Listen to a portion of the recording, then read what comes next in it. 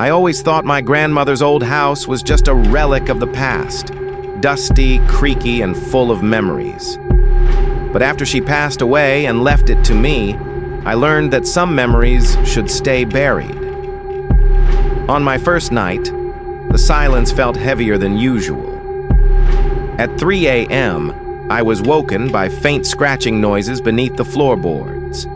At first, I thought it was just rats, but then I heard whispers, distinct words. They were calling my name. I froze in bed, my body refusing to move.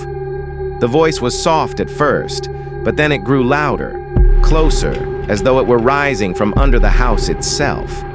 I forced myself up, grabbed a flashlight, and walked toward the living room. The wooden floor creaked with every step, echoing too loudly in the suffocating silence. When I stood in the center of the room, the whispering stopped. I almost laughed at myself until the floorboards beneath me suddenly bulged, as if something was pushing up from below. I screamed and stumbled backward, dropping the flashlight. It rolled across the floor, its beam illuminating a crack that had opened. From the crack, a pale, skeletal hand slowly slid out, its fingernails blackened and sharp. I scrambled for the door, but before I could reach it, a violent force slammed it shut. The whispers returned, louder, chanting in a language I didn't recognize. The floor groaned as more hands clawed their way up through the wood. 1, 2, 3, until the entire floor seemed alive with grasping, rotting limbs. I pressed myself against the wall, heart pounding. The flashlight flickered, and in its dim beam I saw a face rising from the floor. It wasn't a complete face, more like a half-decayed mask with empty sockets where eyes should have been. Yet somehow it smiled. My phone buzzed in my pocket, breaking the tension for a split second. It was a message from my grandmother's number, but she was dead. With shaking hands, I opened it. The text read, "Don't look down." I looked anyway. The hands were gone. The cracks in the floor had vanished. The whispers had stopped. It was as if nothing had happened. But the damage was done. I couldn't sleep. I stayed awake until sunrise, convincing myself it had all been a nightmare. The next day, I went to the cellar. I had to know. The air was damp and foul, the walls covered in mold. At the far end, I found something I wish I had never seen.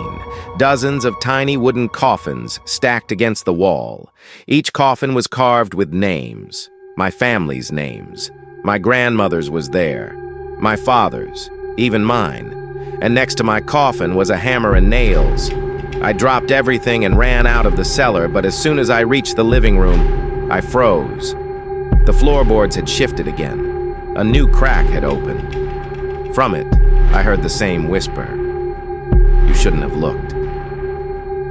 That night, I didn't try to sleep. I sat in the corner with every light on, clutching a knife. But lights can't keep shadows away. Around midnight, I saw movement across the room. The mirror above the fireplace rippled like water. My grandmother's reflection appeared. She was smiling, but her smile was wrong, stretched too wide, too sharp. She pointed at me and whispered something I couldn't hear. Then, one by one, the light bulbs in the house burst, leaving me in darkness. The whispers swarmed around me, no longer beneath the floorboards, but circling me, closing in. I don't remember how long I screamed before blacking out. When I woke up, it was morning. The house looked normal again. No cracks, no whispers, no shadows, just silence.